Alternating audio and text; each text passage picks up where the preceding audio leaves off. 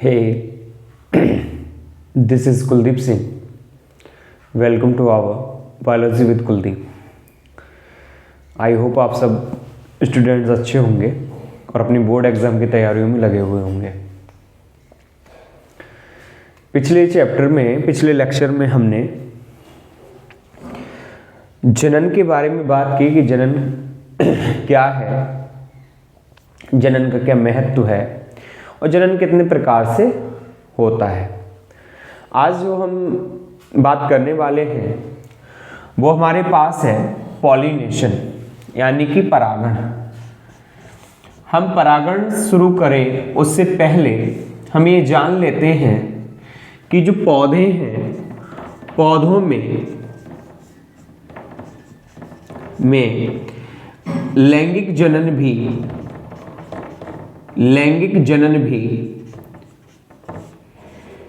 पाया जाता है। पौधों में लैंगिक जनन भी पाया जाता है। इसका मतलब क्या हुआ कि जो प्लांट्स हैं उनमें लैंगिक जनन भी होता है, लेकिन सभी प्लांट्स में नहीं होता है। जिन प्लांटों में लैंगिक जनन होता है वो फ्लावरिंग प्लांट्स हैं यानी कि पुष्पीय पादप पौधे हैं। जिनमें ये पाया जा रहा है वो पाया जा रहा है पुष्पीय पादपों में। जो पेड़ पुष्प देते हैं उनमें लैंगिक जनन होता है। तो लैंगिक जनन के बहुत सारे उदाहरण हैं जिनके माध्यम से लैंगिक जनन की प्रक्रिया पूर्ण होती है। इसमें सबसे पहले जो हमारे पास एक उदाहरण है वो है कि एक है युग्मक जनन के द्वारा भी गैमीट के द्वारा अर्धसूत्री विभाजन से अगुणित युग्मक कोशिकाओं का निर्माण कर युग्मकों को बदलते हैं और उनमें प्लांट का फॉर्मेशन होता है यानी कि नए पौधे बनते हैं। दूसरा जो हमारे पास है एक सबसे ज्यादा जो इम्पोर्टेंट है हमारे बोर्ड एग्जाम के लिए वो है परागण।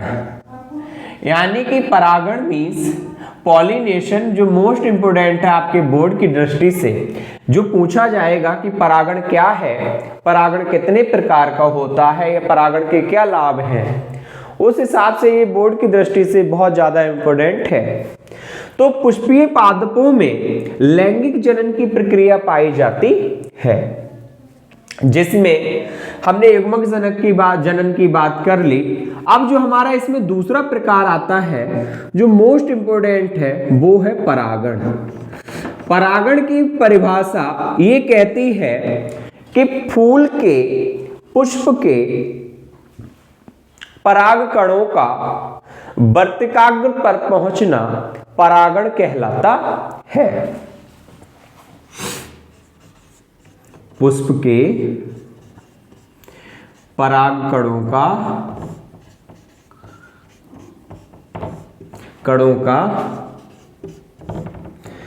वर्तिकाग्र पर पहुंचना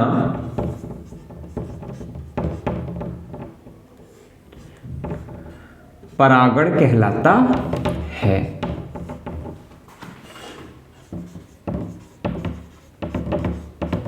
परागण कहलाता है।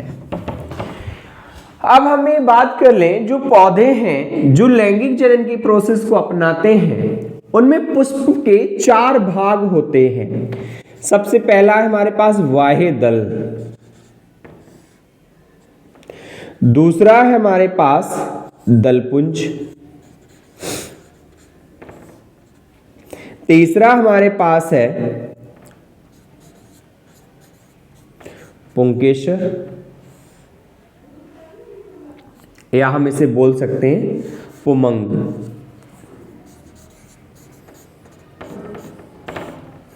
और चौथा है हमारे पास जायांग।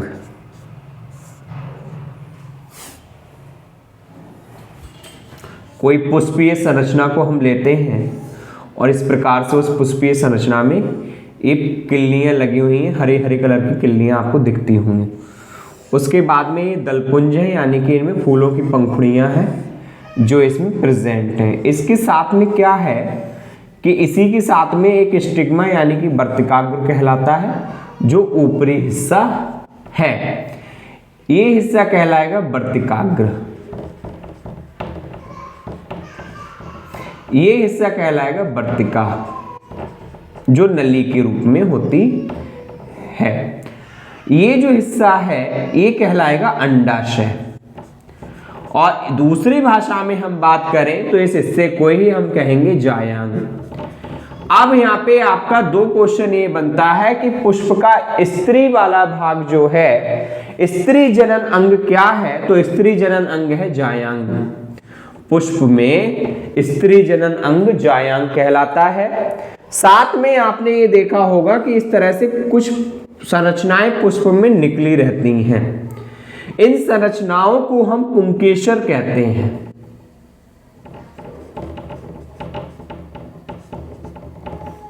इन संरचनाओं को हम पुंकेसर कहते हैं। तो चारों हो गई। जो सबसे बाहरी आवरण है वो बाह्य दल है, फूल की पंखुड़ियां है वो दलपुंज है, पुमंग ये वाले जो हिस्से हैं ये पुमंग है, जो पुंकेसर को दिखाया है हमने।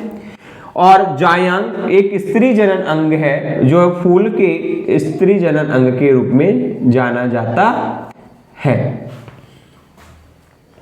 चार भाग हैं। तो जो परागण की परिभाषा है वो कहती है पुष्प के पराग कणों को, जो पुंकेसर है इनमें परागकण भरे हुए हैं, इन पराग कणों का वर्तिकाग्र पर पहुंचना, जो पुष्प की वर्तिकाग्र है उस पर पहुंचना परागण कहलाता है। समझ में आ गया होगा परागण की परिभाषा क्या है? पुष्प के पराग कणों का वर्तिकाग्र पर पहुंचना परागण कहलाता है। अब हम बात ये करते हैं कि जो परागण है वो कितने प्रकार का है।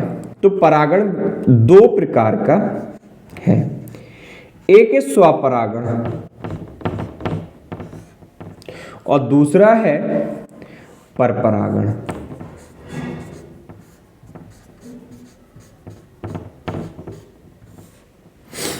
स्वपरागण और परपरागण की अगर हम बात करें कि स्वपरागण और परपरागण क्या है, तो हम इस प्रकार से जान सकते हैं पर स्वपरागण के बारे में कि स्वपरागण कहता है कि एक पेड़ है उस पर दो फूल लगे हैं, तो एक फूल से पराग कणों का निकलकर उसी पेड़ के दूसरे पुष्प पर पहुंचना स्वपरागण कहलाता है। क्लियर हुआ? स्वपरागण एक पुष्प के पराग कणों का उसी पौधे के दूसरे पुष्प पर पहुंचना स्वपरागण कहलाता है, सेल्फ पॉलिनेशन जिसे हम कहते हैं। तो ये हमारे पास में स्वपरागण की डेफिनेशन हो गई। परपरागण की डेफिनेशन क्या कहती है? परपरागण की डेफिनेशन कहती है कि पुष्प के पराग कणों का किसी दूसरे पेड़ के पुष्प पर पहुंचना, पुष्प के पराग कणों का किसी दूसरे पेड़ के पुष्प की वर्तिकाग्र पर पहुंचना परपरागण कहलाता है। आपको समझ में आ गया होगा कि वो एक पुष्प है, एक दो पेड़ है मान लीजिए, एक यहां पे एक यहां पे है।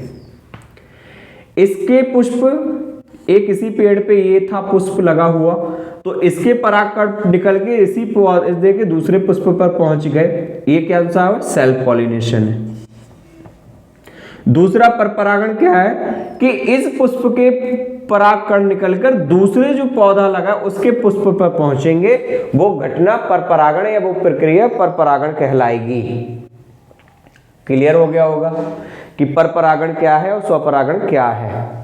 तो परपरागण के उसी जाति के पुष्प पे, परपरागण में उसी जाति के दूसरे पौधे के पुष्प पर पहुंचना परपरागण कहलाता है। स्वपरागण एक ही पौधे के पुष्प के परागकणों का उसी पौधे के दूसरे पुष्प पर पहुंचना स्वपरागण कहलाता है। अब किसी चीज के एडवांटेज हो सकते हैं, किसी चीज के डिसएडवांटेज हो सकते हैं। जैसे परपरागण के द्वारा इसकी बहुत सारे लाभों के बारे में बात की जाएगी कि स्वपरागण और परपरागण के लाभ क्या हैं। तो हम सबसे पहले बात करेंगे पर परागण के लाभ। पर परागण की प्रक्रिया के दौरान हमें उन्नत किस्म के पौधे मिलते हैं, हमें उन्नत प्रकार की किस्में प्राप्त होती हैं पर परागण की प्रक्रिया के दौरान। दूसरा पॉइंट ये है सबसे बड़ा लाभ कि पर परागण की प्रोसेस में स्वस्थ बीज बनते हैं, स्वस्थ बीज बनते हैं। अब हम स्वपरागण की बात कर लेते हैं कि स्वपरागण क्या है।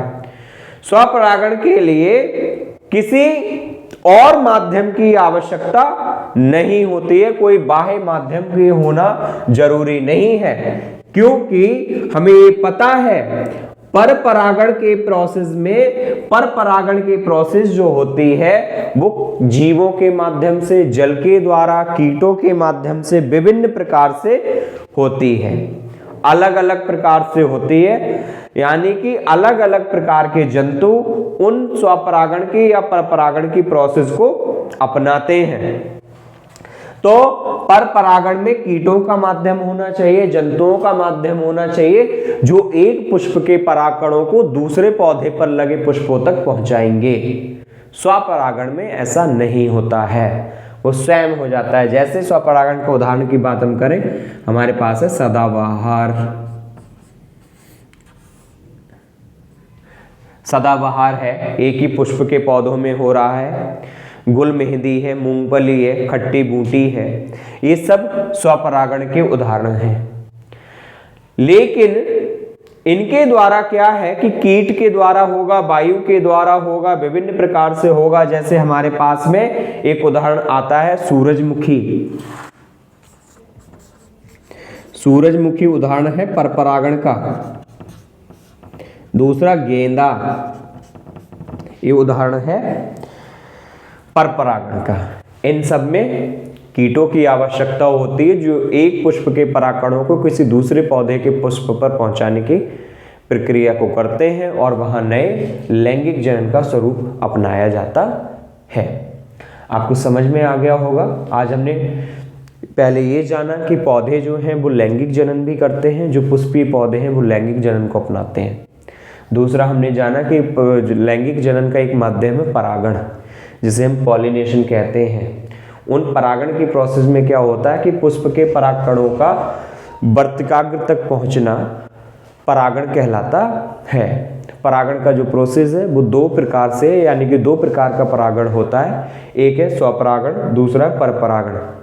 स्वपरागण की डेफिनेशन कहती है कि स्वपरागण का मतलब यह है कि एक पुष्प के परागकणों का उसी पौधे के पुष्प पर पहुंचना, एक पुष्प के पौधे का उसी पौधे के पुष्प के वर्तिकाग्र पर पहुंचना स्वपरागण कहलाता है। सदाबहार में होता है। परपरागण, परपरागण की डेफिनेशन ये कहती है कि परागकणों का, एक पुष्प के परागकणों का किसी दूसरे पौधे के, उसी जाति के किसी दूसरे पौधे के वर्तिकाग्र पर पहुंचना परपरागण कहलाता है।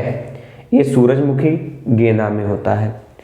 परपरागण और स्वपरागण के हमने लाभ के बारे में बात की, किस प्रकार से इनका लाभ है, किस प्रकार का इनका एडवांटेज है, हमने उस प्रकार से इनकी बात कर ली।